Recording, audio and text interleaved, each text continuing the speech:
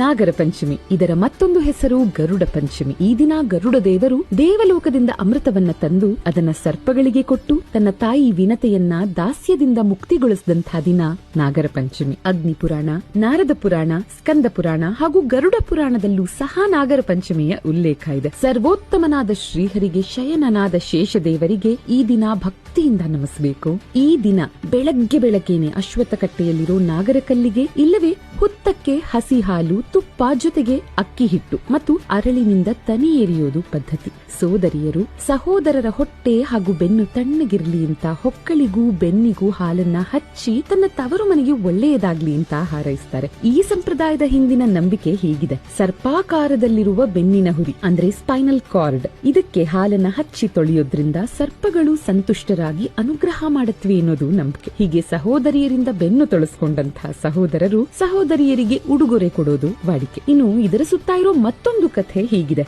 ರೈತರು ಬಿತ್ತಿದ ಪೈರನ್ನ ಇಲಿಗಳು ತಿಂದು ನಷ್ಟವುಂಟಾಗುತ್ತೆ. ಅಂತಹ ನೂರಾರು ಇಲಿಗಳನ್ನ ನಾಶ ಮಾಡುವ ಕೆಲಸಗಳನ್ನ ಹಾವುಗಳೇ ಮಾಡಿ ಮುಗಿಸುತ್ತೆ. ತಮ್ಮ ಬೆಳೆಯನ್ನ ಕಾಪಾಡಿದ್ದಕ್ಕೆ ಕೃತಜ್ಞಾಪೂರ್ವಕವಾಗಿ ಹುತ್ತಕ್ಕೆ ರೈತರು ತನಿ ಎರಿಯೋ ದಿನ ಇದು ಅಂತ.